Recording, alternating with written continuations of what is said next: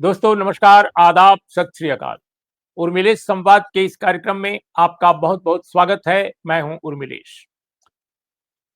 दोस्तों 12 जून को जिस तरह अहमदाबाद एयरपोर्ट के बिल्कुल पास 30 सेकंड्स जस्ट उड़ान भरा था विमान और अचानक वह विमान आग के गोले में समा गया। और उस पर जो सवार लोग थे, उनमें एक को छोड़कर किसी की जान नहीं बची। ये बहुत बड़ा हादसा रहा, इसमें कोई दो राय नहीं है। और देश में जो अब तक हादसे हुए हैं, मैं समझता हूं कि उसमें बहुत ही दुखद, बहुत ही हैरत में डालने वाला ये है, क्योंकि अभी तक साफ नहीं हो पा रहा है कि यह हादसा हुआ तो हुआ कैसे। 30 सेकंड में, और वह भी जबकि जो एयरक्राफ्ट था बहुत ही नीचे था, वो उड़ान भर नहीं पा रहा था तेजी से, वो जंप ऊपर नहीं ले पा रहा था। इन बहुत सारी तकनीकी जो खामियां हैं जो उजागर हुई हैं प्रेस के जरिए, जो रिपोर्ट्स आई हैं उसके जरिए, लेकिन अभी तक ये कह पाना बहुत कठिन है कि ये दुर्घटना क्यों और कैसे हुई। लेकिन अटकलें लगाई जा रही हैं, और अटकलें सिर्फ हवा में नहीं लगाई जा रही हैं। जो एविएशन हिस्ट्री के जानकार हैं, जो इस क्षेत्र को जानने वाले लोग हैं, वो जो ड्रीम लाइनर्स हैं बोइंग के, उनके उनको भी बहुत अच्छी तरह जानते हैं। अपेक्षाकृत बोइंग का ये नया विमान सीरीज है, और इसमें जहां तक मुझे याद आ रहा है कि ये पहली बड़ी दुर्घटना इस तरह की है, इस तरह की पहली दुर्घटना है। तो ये मैं समझता हूं कि कंपनी के लिए भी चौंकाने वाला एक पहलू है, और साथ साथ अपने देश के जो इस क्षेत्र के जो जितने बड़े ऑपरेटर्स हैं, जितने बड़े विमान विमान कंपनियों के लोग हैं, उन सबके लिए ये बहुत चिंताजनक है। अपने देश के लिए तो ही है, बहुत बड़ी क्षति है। न सिर्फ किसी एक कंपनी की एक उनके उनके उनकी उनकी अपनी क्षति, बल्कि मानव क्षति इतनी बड़ी है जिसकी हम कल्पना नहीं कर सकते। तो दोस्तों आज हम इसी विषय पर चर्चा करने जा रहे हैं। और अभी तक जो एक छोटी सी जानकारी मैं दे दूं चर्चा शुरू करने से पहले, कि ये हम आप सब जानते हैं कि एयर इंडिया की ये फ्लाइट 171 थी, और ये अहमदाबाद से लंदन के लिए रवाना होने वाली हुई थी 30 सेकंड के अंदर। इसमें 230 यात्री बैठे थे, 12 क्रू मेंबर थे। और कुछ देर पहले जब अमित शाह जी का एक बाइट मैं सुन रहा था, जो देश के गृह मंत्री हैं और जो घटनास्थल पर पहुंचने वाले राजनेताओं में सबसे पहले थे, उनके साथ जो इस विभाग के, इस मंत्रालय के मंत्री हैं, वो भी थे, राम मोहन रेड्डी। और इन लोगों ने, खासकर अमित शाह जी ने बताया कि 242 विमान में जो सवार थे लोग, उनमें से एक जो है, एक व्यक्ति जो बचे हैं, और वो विश्वास कुमार हैं, रमेश विश्वास कुमार, जो एनआरआई हैं, लंदन वासी हैं। इनके अलावा किसी की भी जान नहीं बच पाई। और विमान के बाहर भी कई ऐसे लोग हैं जो जिन्हें अपनी जान गंवानी पड़ी। और मलबा जो गिरा, जिस तरह से जहाज वहां गिरा, तो बहुत सारे लोग, खासकर जो छात्र हैं मेडिकल कॉलेज अस्पताल के, वे और कुछ अन्य लोग इसमें घायल हुए हैं। अभी तक जो रिपोर्ट्स आ रही हैं उसमें मैं इसको इसकी एथेंटिसिटी को, इसकी प्रामाणिकता को मैं अपनी ओर से नहीं कह रहा हूं, लेकिन जो अभी बड़े अखबारों और बड़े एजेंसीज की जो खबरें इस वक्त जब हम आपसे बात कर रहे हैं तब तक मिली है, तो 265 का एक आंकड़ा सामने आया है कि इतने लोगों की जिंदगियां तबाह हुई हैं। तो अब हम इस चर्चा की शुरुआत करते हैं कि आखिर ये दुर्घटना, इतना बड़ा प्लेन क्रैश कैसे हुआ, क्या इसके बारे में एक्सपर्ट संभावना व्यक्त कर रहे हैं। हमारे साथ इस विषय पर बातचीत करने के लिए प्रदीप सुरीन मौजूद हैं। प्रदीप की विशेषता यह है कि बहुत अच्छे पत्रकार आप हैं, और देश के बड़े अखबारों में काम कर चुके हैं, जहां तक मुझे याद आ रहा है दैनिक भास्कर में भी लंबे समय तक रहे हैं। और प्रदीप की विशेषता यह भी है कि इन्होंने करीब करीब 15 साल तक सिविल एविएशन के क्षेत्र को, नागरिक उड्डयन के क्षेत्र को, इन्होंने एक reporter, I mean beat reporter के तौर पे कवर किया है। और बीट रिपोर्टर के बाद सबसे अधिक खबर होती है, जानकारी होती है उस क्षेत्र के बारे में। तो प्रदीप, आपका बहुत बहुत स्वागत है हमारे इस कार्यक्रम में। आप पहली बार आए हैं, और वो भी एक दुखद प्रसंग के संदर्भ में आपको आना पड़ा है। हम आगे भी आपको अलग अलग विषयों पर बुलाते रहेंगे इस क्षेत्र के बारे में। लेकिन आपको क्या लगता है, एक एक्सपर्ट कमेंट सबसे पहले आपका, इस प्लेन क्रैश को आप कैसे देखते हैं?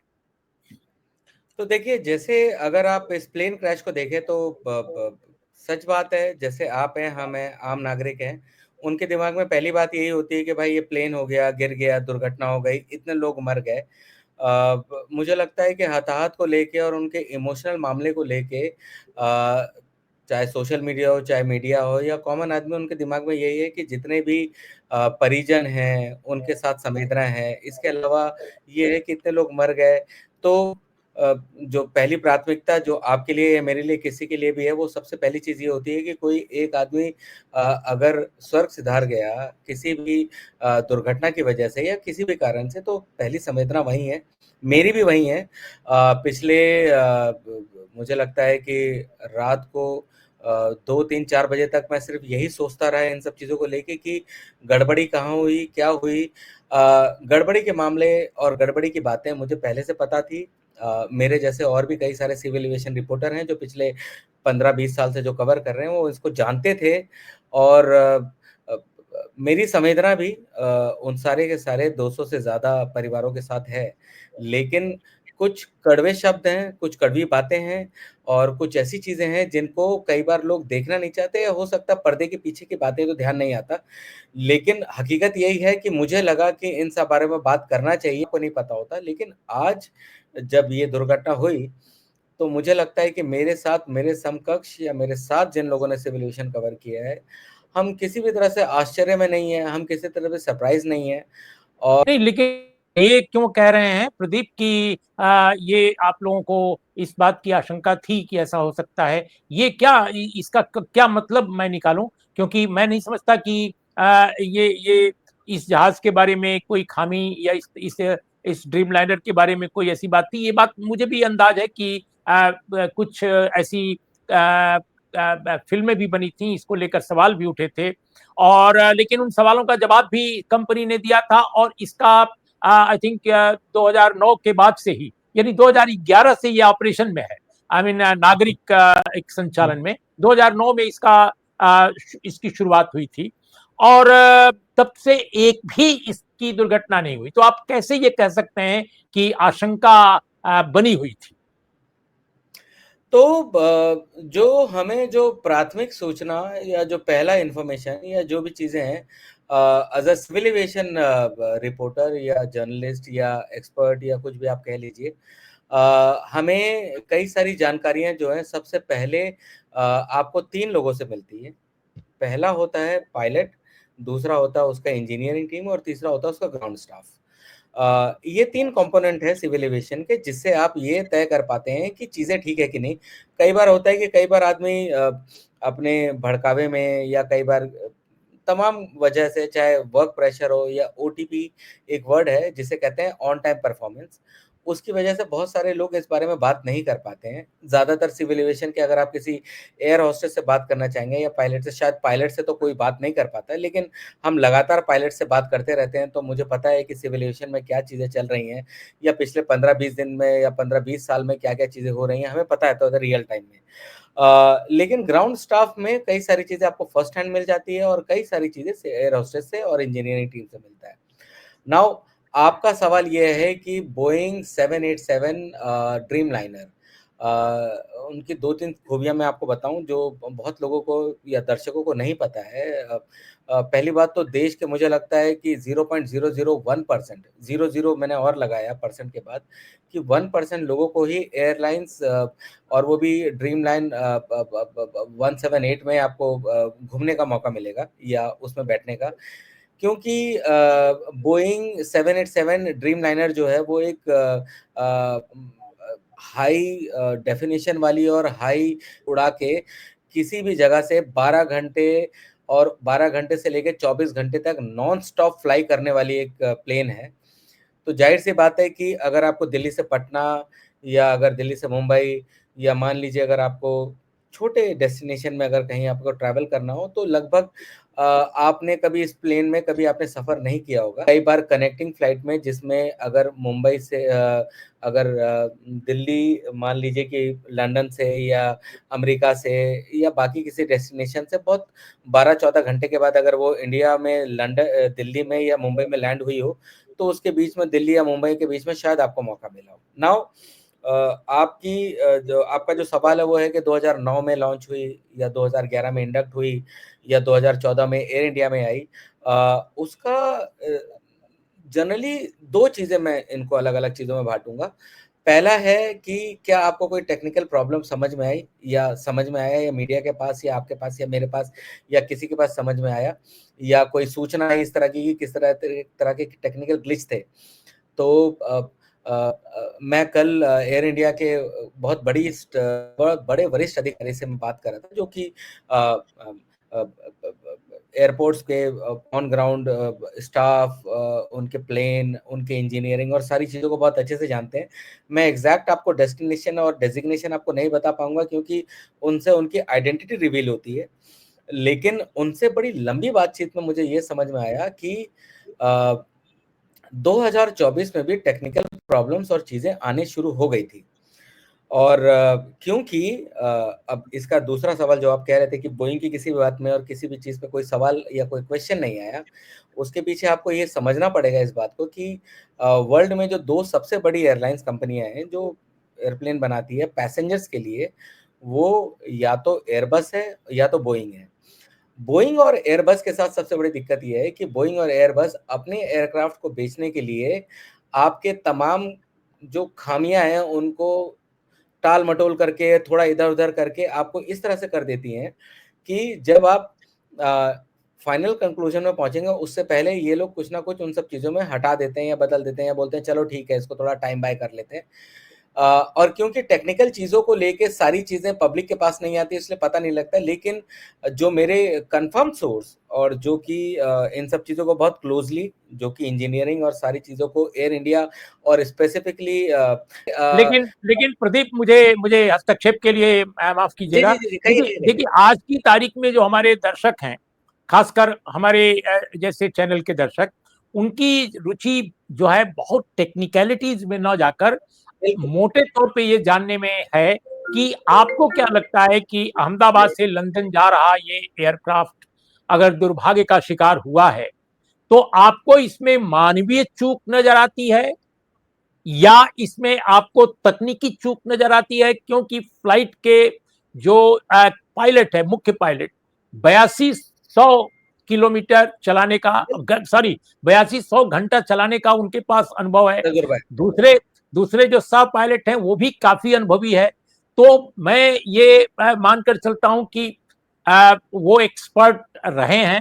अगर कोई मानवीय चूक किसी से हो जाए तो वो उस आशंका या उस संभावना से इनकार भी नहीं किया जा सकता है। किसी से भी कोई चूक हो सकती है। जी, और अभी जांच पड़ताल की प्रक्रिया शुरू हुई है। हम सब जानते हैं कि इस तरह के दुर्घटनाओं में, इस तरह के क्रैश में जांच पड़ताल लंबे समय तक चलती है और तब जाकर के कुछ पता चलता है। तो अब जैसे डीजीसीए ने कहा है कि जांच रिपोर्ट कब आएगी अभी तो बताया नहीं जा सकता है, लेकिन जांच की प्रक्रिया शुरू की जा रही है। तो मैं आपसे ये समझना चाहता हूं कि प्रथम दृष्टया, चूंकि आप बीट रिपोर्टर रहे हैं, तो आपको क्या लगता है कि ये मानवीय चूक हो सकती है या टेक्निकल प्रॉब्लम? मैं एक शुरू से बार-बार एक ही बात कह रहा हूँ और मैं किसी भी सोशल मीडिया या जिनसे भी मैंने बात की है और अभी लगातार कई सारे पत्रकारों का फ़ोन भी आ रहा है, कई सारे, क्योंकि इस वक़्त जिन लोगों को आप में देख रहे हैं वो ज़्यादातर 1 साल या 2 साल उन लोगों ने सिविल एविएशन कवर किया है और सिविल एविएशन एक बहुत एक्सपर्टीज़ वाला मामला है, जिसमें ज़्यादातर लोगों को पता नहीं है, वो सिर्फ़ आपको केवल कमेंट्री कर रहे हैं कि इतने लोग मर गए, ये हुआ, वो हुआ। जी, लेकिन हाँ, तो इस मामले में गहराई से आपको लोग क्या लगता है कि क्या बिल्कुल। ये मानवीय आओ चूक रखती है? आप बिल हुँ, अगर आप उसे तकनीकी और मानवीय नाम से देखा जाए, तो मैं बहुत सिंपल कह रहा हूँ, जैसा आप ही की बातों से मैं उसे जस्टिफ़ाई करता हूँ। कोई अगर 81,000 घंटे या 10,000 घंटे से ऊपर अगर कोई फ्लाइट कर रहा है और फ्लाई कर चुका है, तो उसके पास इतना पर्याप्त एक्सपीरियंस है कि वो फ्लाइट उड़ा सकता है। और हुँ, एयरबस को उड़ाने के लिए या बोइंग 787 ये बहुत बड़े विमान होते हैं जिनमें 2 बहुत हाई लेवल के टरबाइन इंजन लगे रहते हैं। इनको उड़ाने के लिए आपको वैसे भी पहले एक पर्टिकुलर एक सर्टेन टाइम तक आपको ना सिर्फ दिन में, रात में, इसके अलावा आपको नेशनल, इंटरनेशनल कई सारे आपको फ्लाइंग करने के बाद आपको ये एयरप्लेन उड़ाने के लिए मिलता है। कल मैं कुछ सिविल एविएशन के खास तौर पे बड़े जो पदाधिकारी थे, कई सारे आईएएस ऑफिसर थे, इसके अलावा हम लोग कई सारे जो सिविल एविएशन से रिलेटेड जो एक्सपर्ट्स हैं उनसे मैं बात कर रहा था। उनमें कुछ फॉर्मर ऐसे लोग भी थे जो कि जो मैंगलोर वाले जो पहले क्रैश हुआ था उसके कई सारे एक्सपर्ट रहे हैं। तो उनसे मैं बात करते हुए मुझे एक बात बहुत समझ में आई कि देखिए अंततः सब लोग ये कहेंगे कि पायलट की कोई गलती रही होगी, हो सकता है वो सोए नहीं हो, क्योंकि लगातार सोने की एक बहुत बड़ी दिक्कत पायलटों के बीच में आती है। दूसरी दिक्कत आती है कि पायलट कई बार नशे में प्लेन चलाते हैं, ये भी एक इश्यू होता है। लेकिन मुझे ये लगता है कि बोइंग 787 जैसे इतने बड़े एयरलाइंस को उड़ाने के लिए आपको जो पायलट्स चाहिए होते हैं, उन पायलट्सों में आपको, क्योंकि ये 4, 5, 6 घंटे का रास्ता है, तो ये सिंगल 2 पायलट ही उड़ाते हैं। 12 घंटे से ऊपर वाले में 4 पायलट होते हैं। तो इन 2 पायलट्स में मान के चलिए कि अगर एक पायलट सक्षम ना भी हो, तब भी दूसरा को-पायलट जो है वो इतना कैपेबल होता है कि उस प्लेन को उड़ा सकता है। तो अगर मानवीय संभावना और उसकी गलती की बात की जाए तो मैं सिरे से नकारता हूँ। मुझे लगता है कि इसमें मानवीय कोई गलती नहीं है। चाहे आप उसे एक आदमी को आप ये बोल दीजिए कि वो नशे में था, उसके बैकग्राउंड को चेक कर लीजिए, आपको नींद पूरा नहीं हुआ, ये एक अलग बात है। लेकिन मानवीय गलती के चांसेस बहुत कम है। जो मैं बार-बार आपको एक बात कह रहा हूँ वो है टेक्निकल, और इस पे हम जब फर्दर बात करेंगे तो फिर हम परत दर परत खोलेंगे कि वो गलतियाँ क्या हैं? क्या गलती हुई? क्या गड़बड़ी हो रही है जिनको लोग नहीं जानते हैं? या जब आप और हम जैसे लोग जब इस बारे में पब्लिक से बात करने लगते हैं, डिबेट करने लगते हैं, तब समझ में आता है कि एक कंपनी को और खासतौर पे सिविल एविएशन कंपनी को चलाने के लिए कितने सारे प्रॉब्लम्स और सिचुएशन के साथ फेस करना पड़ता है। तो मैं पहले भी, आज भी, अभी भी और आपके साथ बात करते हुए मैं एक ही बात बोलूँगा कि ये तकनीकी खामी है, और तकनीकी खामी में अगर आपने एटीएससी के अगर आपने बात सुनी हो या अगर किसी एक्सपर्ट से बात किया हो, तो आपको एक ही बात बोलेंगे कि दोनों पायलट ने एक ही बात कहा, मे डे, और जो एयरप्लेन के अंदर जो है वो थ्रॉटल नहीं आ रहा है। थ्रॉटल नहीं आने का मतलब ये होता है कि प्लेन के दोनों जो इंजन हैं, वो दोनों इतना थ्रस्ट क्रिएट नहीं कर पा रहे हैं कि वो प्लेन को जंप। ज़मीन से ऊपर तक ले जा पाएँ। तो इसका मतलब ये हुआ कि दोनों इंजन जो है वो इंजन इतने खराब हैं, इतने बुरे हैं कि वो थ्रस्ट क्रिएट करके इतने भारी विमान को, जिसमें 200 से ज़्यादा लोग हैं, जिसमें टोटल एयर टरबाइन फ्यूल जो है वो पूरा भरा हुआ है, उसके बावजूद वो नहीं उड़ा पा रहे हैं। इसका मतलब ये है कि दोनों इंजन कारगर नहीं है और टेक्निकल ही इश्यू है इसमें। टेक्निकल इशू है। तो ये जो जो उन लोगों ने संदेश दिया, वो संदेश रिकॉर्ड हुआ है, इसमें कोई दो राय नहीं है। तो लेकिन वो डिटेल क्या है उसका अभी पूरी तरह नहीं आया है कि कितना रिकॉर्ड हुआ उनकी बात, क्योंकि वो जैसे ही संदेश दे रहे थे उसी वक्त उनका जो विमान है वो क्रैश कर चुका था, यानी ऑल ऑफ 30 सडन सेकंड के क्रैश अंदर किया। लगभग जी हाँ, 30 जी हाँ, सेकंड या 1 मिनट मान लीजिए। 30 सेकंड और 1,25,000 लीटर पेट्रोल भरा हुआ था। तो ये जो अचानक जब वो नीचे गिरा है तो बचने की गुंजाइश लोगों की इसलिए भी नहीं थी कि वो भयानक पूरा आग का गोला बन गया पूरा का पूरा जहाज, इसमें कोई जी, दो जी। राय नहीं है जो आप बात कर रहे हैं। तो मैं फिर यही आपसे सवाल करना चाहता हूं कि हम स्पेसिफिक बात नहीं कर सकते because we don't have any evidence, हमारे पास कोई जांच का साक्ष्य नहीं है, और ये पहली दुर्घटना है इस ब्रांड की, ड्रीमलाइनर। तो आपको क्या लगता है कि जो आप कह रहे हैं कि बहुत सारे एक्सपर्ट से आप लोग पहले अतीत में बात करते रहे इसके बारे में, खामियों के बारे में इसकी चर्चा होती रही है, जी, जी। लेकिन फिर कंपनी उसको ठीक ठाक कर लेती रही है, या पहचान माने जो भी आप कहिए उसको हम कैसे एक्सप्लेन करें अपने दर्शकों के लिए, लेकिन कुल मिलाकर के इसका कोई एक मुकम्मल रिसर्च ओरिएंटेड कोई बात नहीं आती रही है सामने। तो क्या आपको लगता है कि ये जो तकनीकी खामी है ये पहले कभी उजागर नहीं हुई और इसी फ्लाइट में? इसको मैं एग्ज़ाम्पल से बताता हूँ आपको। जी। कई बार क्या होता है कि क्योंकि आप और हम एक आम यात्री हैं, तो आम यात्री क्या करता है, आदमी फ्लाइट पकड़ता है, अपने गंतव्य तक पहुँचता है, उतर जाता है, उसके बाद उसे एयरलाइन्स या फ्लाइट या उससे कोई लेना-देना नहीं है। आप कहीं पे भी जाते हैं, तो जब आप फ्लाइट कर रहे थे, तभी आपको उसका कंसर्न होता है, अदरवाइज़ नहीं। लेकिन जब इस तरह की या कोई गड़बड़ी होती है या कोई परेशानी होती है, तो समझ में आता है। अब होना चाहिए कि कोई भी डिसीज़न या कोई भी तकनीकी खामी के बाद कोई भी जो हार्ड डिसीजन लिया जाता है, उससे पहले जो वर्ल्ड की जो 2 सबसे बड़ी कंपनियाँ हैं, बोइंग और एयरबस। एयरबस फ्रांस से है और बोइंग अमेरिका से है। जब तक इन दोनों की आपसी सहमति और इनके बीच में क्या बात हो रही है, जब तक इन दोनों को जब तक IC international civil aviation organisation, जिसे आईसीएफए कहते हैं, और इसके अलावा एफएए फेडरल एविएशन जो है ऑर्गेनाइजेशन, और कंपनी कंसर्न कंपनी, जब तक ये 3 लोगों की सहमति पूरी तरह से नहीं होगी या बीच का कोई रास्ता नहीं निकाला जाएगा, कोई डिसीजन नहीं होता। अगर आप बात करते हैं बोइंग की, बोइंग ज़ाहिर-सी बात है, जो जाँच करने वाले जो कंपनियाँ आ रही हैं या जो ऑर्गेनाइज़ेशन आएँगे, वो सारे के सारे अमेरिकन बॉर्न हैं। अमेरिका से ही आएगा, अमेरिका के जो लोग जाँच करेंगे और अमेरिका के लोग वहाँ बैठेंगे। आपको ये भी पता है कि अमेरिका में कोई भी डिसीज़न हो, कोई भी काम, वो आपके जब तक बीच के ख़ास तौर पे जो आपके प्रेशर ग्रुप हैं या स्टेक होल्डर्स हैं, जब तक उनसे बात नहीं होता, तब तक कोई भी पॉलिसी या कोई डिसीज़न नहीं बनता है। वो कं अगर आप एयर इंडिया कहती है कि वो वर्ल्ड क्लास एयरलाइन्स बनाना चाहती है अपने आप को, तो अगर आप एतिहाद को देखिए, एमिरेट्स को देखिए, और उमेश जी आप भी इन सब कई सारे फ्लाइटों में आप घूमे हुए हैं। मैं तो ये कहता हूँ कि अगर आपको ज़्यादातर, अगर मान लीजिए दर्शकों को नहीं पता है, तो अगर इंडिगो आज की डेट में सर्वाइव कर रही है लो कॉस्ट में, तो उसकी सबसे अच्छी बात ये है कि उनका कोई भी प्लेन 5 साल से पुराना नहीं है। कोई भी प्लेन उनका, जिस प्लेन में भी आप बैठ जाएँगे, 5 साल से पुराना नहीं है। वो 5 साल जैसे ही होता है उसको वो निकाल देते हैं, डिस्कार्ड कर देते हैं, नया प्लेन ले लेते हैं, क्योंकि वो लीज़ में ले रहे हैं। और पुराना प्लेन या तो वो नेपाल जाएगा, या वो बांग्लादेश जाएगा, वो इथियोपिया जाएगा, वो अफ्रीका जाएगा, कहीं पे भी चले, इंडिया में नहीं चलेगा। लेकिन अगर आप वर्ल्ड क्लास प्लेन बना रहे हैं, तो ऑन एन एवरेज, जो कि एयर इंडिया के कई सारे जो तकनीकी और बहुत सीनियर लेवल के जो मेरे सोर्स हैं, वो मुझे ये बताते हैं कि अगर आप वर्ल्ड क्लास प्लेन बनाना चाहते हैं, तो आपके पास कम से कम 3 साल से पुराना तो कोई प्लेन होना नहीं चाहिए। और एयर इंडिया के पास कौन से फ्लाइट्स हैं?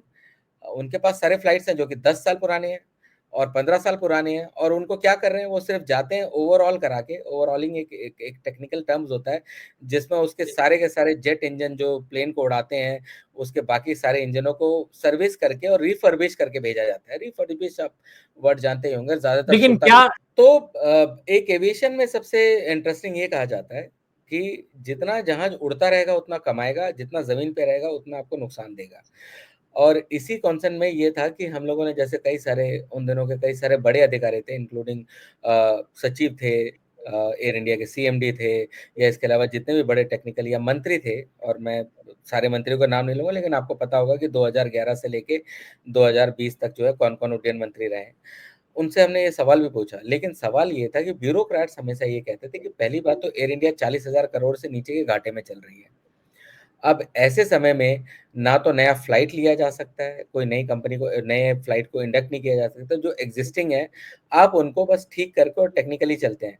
तो प्रॉब्लम ये है कि जब सामने वाले के पास आप सवाल लेके जाएँ और सामने वाला अपनी पहले ही मजबूरी बता दें कि ये दिक्कत है, वो दिक्कत है, ये समस्याएँ हैं, या आप किसी के पास, तो जब ब्यूरोक्रेट्स में जो पॉलिसी मेकर्स हैं, वही इसको लेने को बाय नहीं कर रहे हैं, या मान लीजिए कि आपका अपना बेटा होते हुए आप उसे सौतेला करता करार दे दें, तो एयर इंडिया के साथ पिछले 20 सालों में यही हुआ है। तो सर ये 2009 में बना हुआ प्लेन है, 2011 में मार्केट में उतारा गया, और 2014 में एयर इंडिया में इसे इंडक्ट किया गया। तो 2014 से 2014? लेकर, हाँ, 2014 में इसे एयर इंडिया में ऑफ़िशियल इंडक्ट किया गया, और उसमें भी पहले शुरू में 2 प्लेन आए, जो एक अमेरिका जाता था, एक लंदन या यूरोप जाता था। यही 2 डेस्टिनेशन है जिनके लिए इन्होंने लिया था, बाद में धीरे-धीरे ये बढ़ाते चले गए। तो लेकिन ड्रीमलाइनर के साथ ये है, क्योंकि ये इतने महँगे प्लेन्स हैं, इनको आप अफ़ोर्ड नहीं कर सकते कि ये ग्राउंडेड रहें। इनके साथ-साथ सबसे बड़ी बात ये है कि क्योंकि ड्रीमलाइनर, जैसे आप,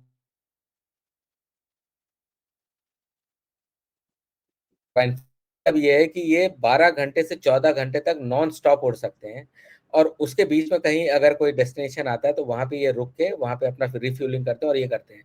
तो जब हो सकती है, हर कंट्री में और हर स्टेट में बोइंग के और क्या कहते हैं, एयरबस की अपनी टीम बनी रहती है। वो मीडिया मैनेज करते हैं, वो पॉलिटिकली इन्फ्लुएंस करते हैं, और जो एविएशन वाले हैं, जो जो कंपनी उनको बाय करती है, उनको तो वो ऑटोमैटिकली इन्फ्लुएंस करते हैं। यही कारण है कि इनकी ज़्यादातर कमियाँ और ख़ामियाँ पब्लिक के पास जल्दी नहीं आ पाती है। वो वही वाली प्रॉब्लम सामने आ पाती है, जिसमें आपको ये लग गया। लेकिन कितने टायर फटे, या कितनी बार इन लोगों को इमरजेंसी लैंडिंग करनी पड़ी, या कितनी बार ऐसा हुआ कि एक इंजन चल रहा था, दूसरा इंजन नहीं चल रहा था, और ये समस्या किसी को नहीं समझ में आती है। ये सिर्फ़ आपको या तो पायलट बता सकता है, या इंजीनियर बता सकता है, और या तो फिर आपको जो आपके ग्राउंड स्टाफ जो मतलब जो आपके एयर होस्टेस होते हैं, ये आपको बता सकते हैं। लेकिन समस्या ये है कि इनकी लॉग शीट तक नहीं भरी जाती है ढंग से।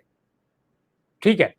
मैं समझता हूँ कि इस विषय पर आपने बहुत सारी महत्वपूर्ण जानकारी हमारे दर्शकों श्रोताओं को दी है और हम समय-समय पर आपसे फिर बातचीत करते रहेंगे। प्रदीप सरीन, बहुत-बहुत धन्यवाद। तो दोस्तों आज हम अपने कार्यक्रम का यहीं समापन करते हैं। नमस्कार, आदाब, सत श्री अकाल।